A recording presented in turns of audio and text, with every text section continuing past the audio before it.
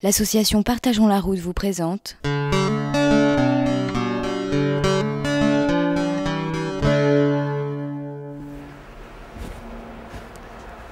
Bonjour à tous et bienvenue dans ce nouveau numéro de Convivia. J'ai enfin retrouvé Guillaume et nous avons rendez-vous au parking. Je vous laisse avec Monsieur Go, professeur de médecine qui a longtemps travaillé à l'hôpital de Garches et qui a rejoint dans les années 70 un groupe de chercheurs branchés sur l'accidentologie routière.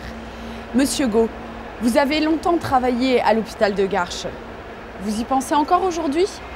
Quand on est dans un hôpital et qu'on voit des parents venir enterrer leurs enfants, on a une perception qui est personnelle de ce problème. Et quand on a des jeunes enfants et qu'on doit faire des autopsies d'enfants accidentés, c'est pas possible d'être insensible à ce type de problème.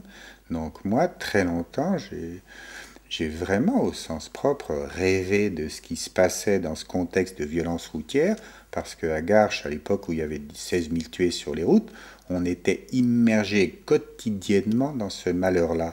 On y était donc sensible. Les récentes statistiques de la sécurité routière ont montré une baisse spectaculaire du nombre de tués sur les routes françaises.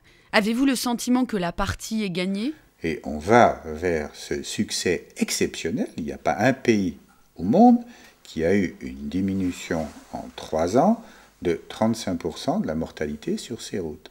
Et on voit que ça a été obtenu avec une méthode simple, faire respecter les règles sur les limites de vitesse, avec les radars automatiques, mais il y a eu aussi les jumelles Eurolaser et puis d'autres mesures, la responsabilisation du propriétaire du véhicule qui était dans la loi de juin 2003, il y avait eu aussi des éléments qui n'ont pas été beaucoup médiatisés, mais qui pour moi sont très importants. Circulaire Sarkozy de décembre 2002 qui dit « On ne doit plus supprimer des procédures en cours sous prétexte d'indulgence ». On était arrivé dans le trafic d'influence et ça détruisait la valeur de la loi républicaine. C'était profondément anormal.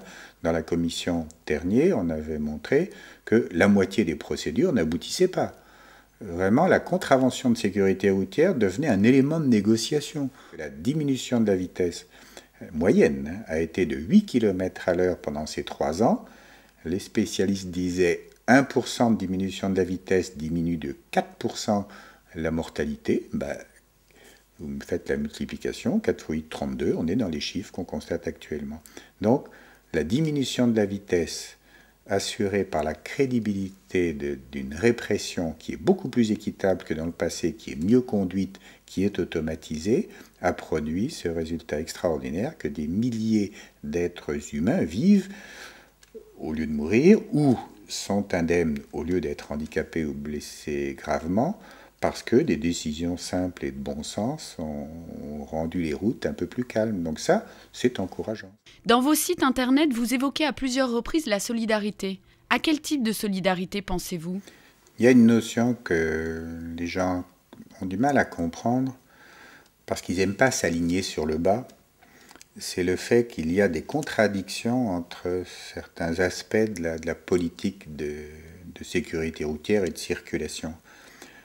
Un accident, c'est toujours quelqu'un qui s'est trouvé dans une situation où ses aptitudes ont été dépassées par sa prise de risque. En gros, il n'a pas été capable de répondre à ce qu'il fallait pour éviter l'accident, le prévenir. Et donc, on voit que si ces capacités se dégradent, pour des raisons multiples, ça peut être l'âge, mais ça peut être le fait d'un moment de fatigue, de surmenage, parce qu'on a des soucis. À ce moment-là, l'aptitude se réduit. Et donc, le risque augmente si on se met dans des conditions de circulation qui sont des conditions qui exigent un bon niveau d'aptitude. Donc, on voit bien que ce décalage entre l'aptitude et la prise de risque, c'est un élément permanent du compromis. Et que la solidarité, c'est de se dire, bien sûr, tout le monde est libre de se déplacer, et ça, c'est la liberté fondamentale. Mais il n'y a pas de liberté de vouloir se déplacer en prenant des risques importants et en mettant le niveau d'exigence de compétence à une valeur tellement élevée que ça va éliminer de la route des tas de gens.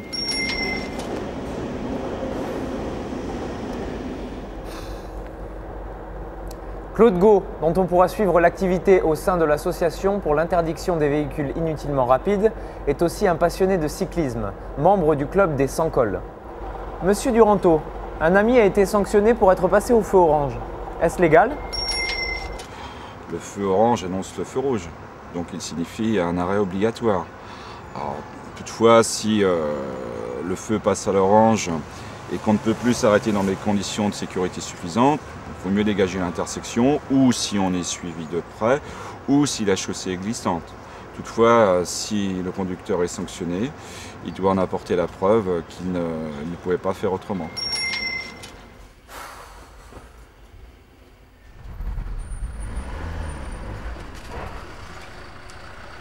Fanny?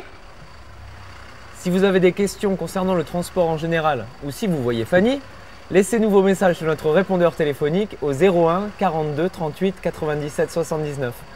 Merci et à la semaine prochaine, même jour, même heure. Fanny!